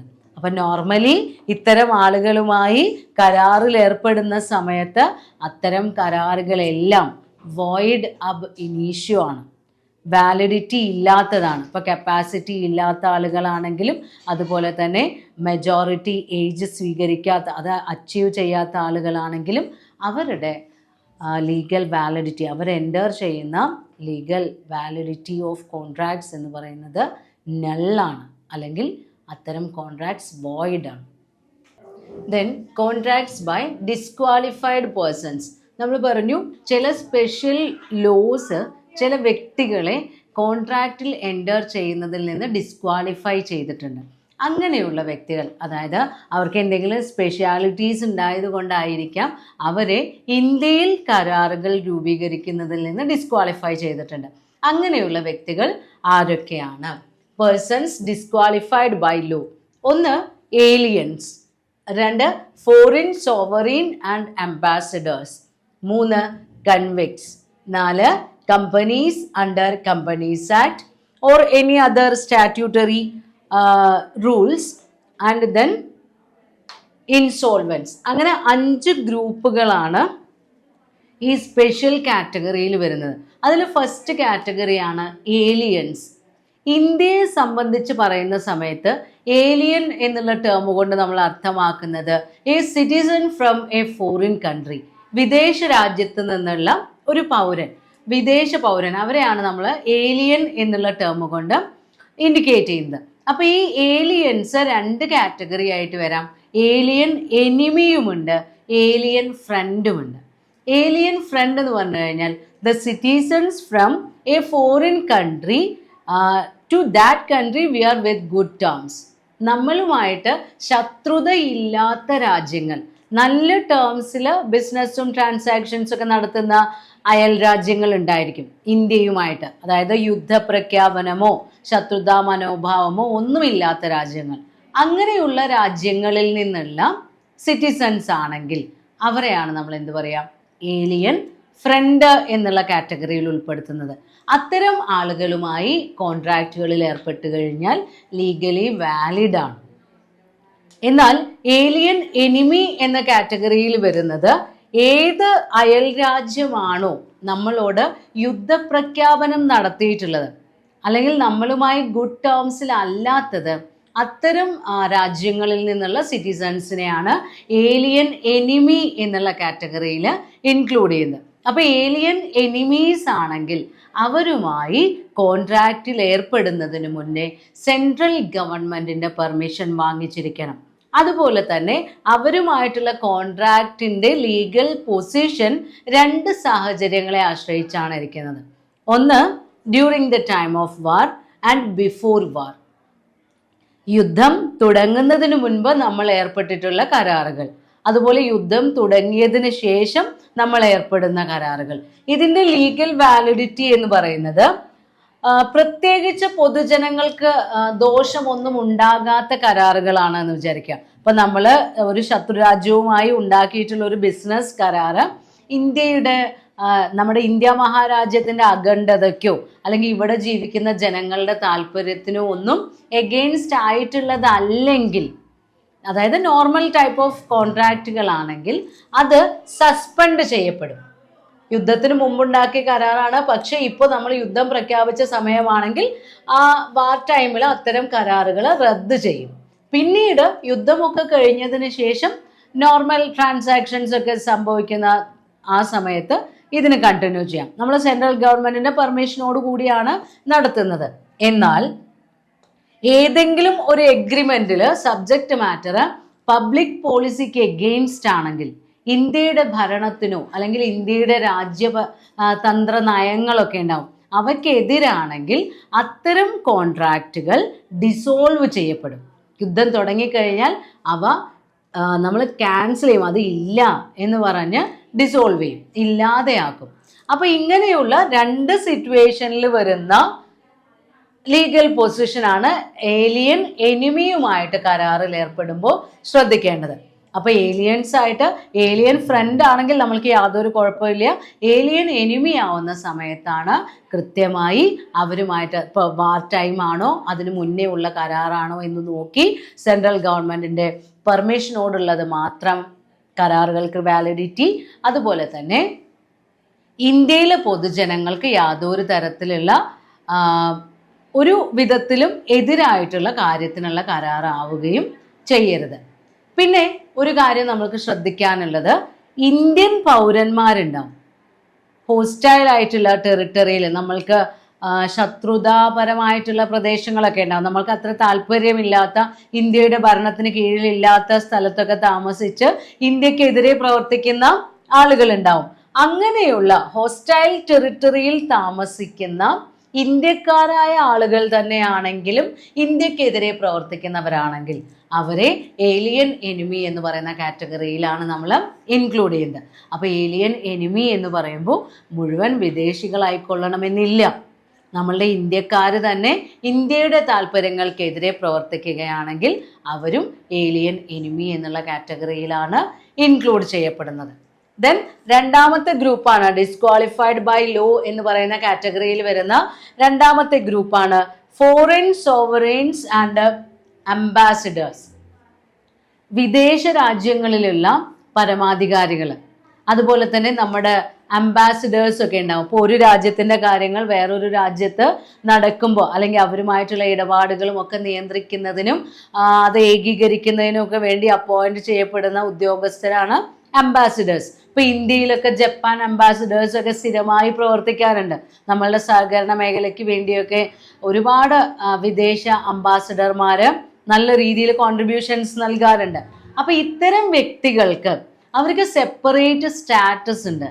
അവർ വിദേശികളാണ്, നമ്മുടെ രാജ്യത്ത് വന്ന് താമസിക്കുന്നവരാണെങ്കിൽ അവരുടെ നിയമം എന്ന് പറയുന്നത് അവരുടെ നാട്ടിലെ നിയമമാണ്. അപ്പൊ ഇന്ത്യയിലെ ജുറിസ്ഡിക്ഷൻ അവർ സ്വീകരിക്കാത്തിടത്തോളം, അല്ലെങ്കിൽ അവരത് ഡിമാൻഡ് ചെയ്യുന്നെങ്കിൽ മാത്രമേ ഇന്ത്യൻ കോടതിയിൽ വെച്ച് അവരെ വിചാരണ ചെയ്യാൻ നമുക്ക് പറ്റുകയുള്ളൂ. പൊതുവെ വിദേശികളെ, ഇപ്പോൾ അറേബ്യയിലെ സുൽത്താൻമാരോ അങ്ങനെയുള്ള ആളുകളൊക്കെ ഉണ്ടായിരിക്കും. പിന്നെ ജപ്പാൻ അംബാസിഡർ ഇന്ത്യയിൽ വന്ന് താമസിക്കുക, USA അംബാസിഡർ ഇന്ത്യയിൽ വന്ന് താമസിക്കുക, അങ്ങനെയൊക്കെയുള്ള സാഹചര്യങ്ങൾ വരുന്ന സമയത്ത് അവരുമായി എന്തെങ്കിലും ഒരു കരാറിൽ ഏർപ്പെട്ട് കഴിഞ്ഞാൽ അവർക്ക് വേണമെങ്കിൽ നമ്മുടെ നാട്ടിൽ വന്ന് ഏത് കരാറിലും എൻ്റർ ചെയ്യാം. പക്ഷെ അവർക്കെതിരെ പ്രോസിക്യൂഷൻ നടത്തണമെങ്കിൽ അവരുടെ നിയമപ്രകാരമേ നമ്മൾക്ക് ചെയ്യാൻ പറ്റൂ. അവരുടെ രാജ്യത്ത് പോയിട്ട് വേണ്ടി വരും കേസ് നടത്താൻ.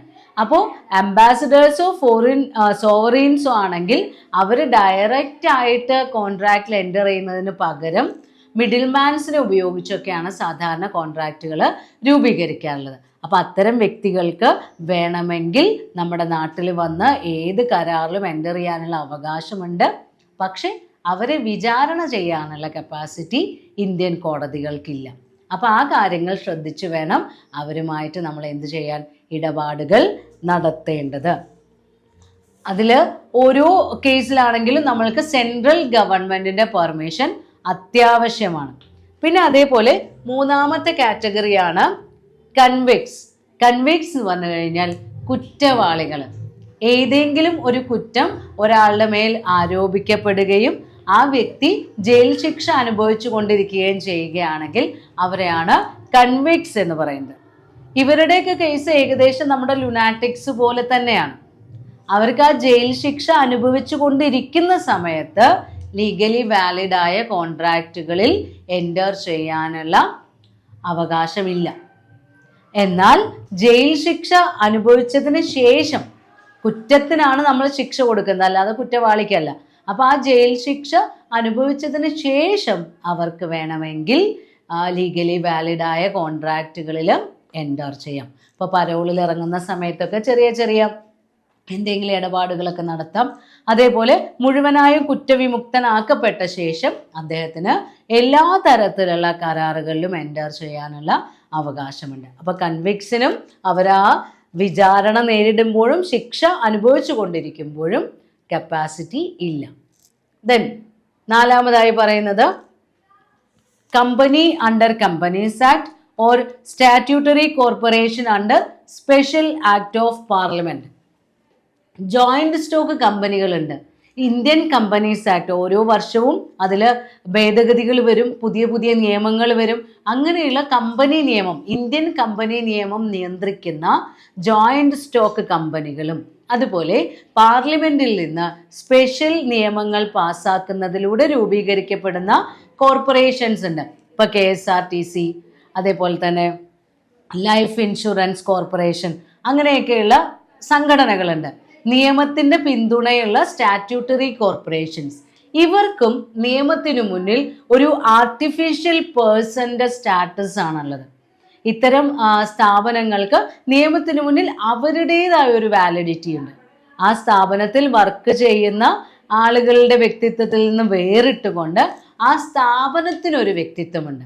അപ്പോൾ ആ സ്ഥാപനത്തിൻ്റെ അധികാരങ്ങൾ അവരുടെ ബാധിക്കുന്ന റിലേറ്റഡ് ആയിട്ടുള്ള സ്റ്റാറ്റ്യൂട്ടുകളിൽ കൃത്യമായി എക്സ്പ്ലെയിൻ ചെയ്തിട്ടുണ്ടാവും. ഇപ്പോൾ ജോയിന്റ് സ്റ്റോക്ക് കമ്പനിയുടെ കാര്യമാണെങ്കിൽ കമ്പനീസ് ആക്ടിൽ പറഞ്ഞിട്ടുണ്ടാവും. ലൈഫ് ഇൻഷുറൻസ് കോർപ്പറേഷൻ്റെ കാര്യമാണെങ്കിൽ LIC ആക്ടിൽ പറഞ്ഞിട്ടുണ്ടായിരിക്കും. KSRTCയുടെ കാര്യമാണെങ്കിൽ അവരുടെ ആക്ടിൽ. അപ്പോൾ ആ പ്രൊവിഷൻസ് അവരുടെ റിലേറ്റഡ് സ്റ്റാറ്റ്യൂട്ട് ഏതാണോ അതിലെ പ്രൊവിഷൻസിനെ അടിസ്ഥാനമാക്കിയാണ് ആ സ്ഥാപനങ്ങൾ കോൺട്രാക്റ്റിൽ എൻ്റർ ചെയ്യേണ്ടത്.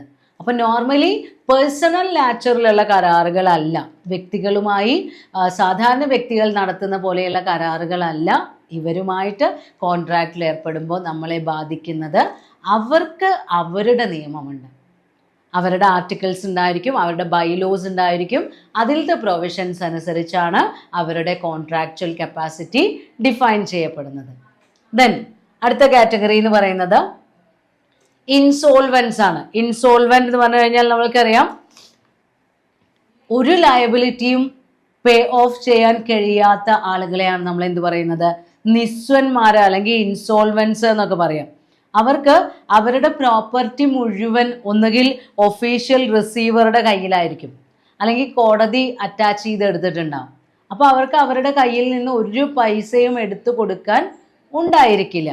അങ്ങനെയുള്ള ഇൻസോൾവൻസിനും ലീഗലി വാലിഡായ കോൺട്രാക്റ്റുകളിൽ എൻ്റർ ചെയ്യാൻ പറ്റില്ല. ഏതുവരെ? ആ ഇൻസോൾവൻസിയിൽ നിന്ന് അദ്ദേഹം ഡിസ്ചാർജ് ചെയ്യപ്പെടുന്നത് വരെ.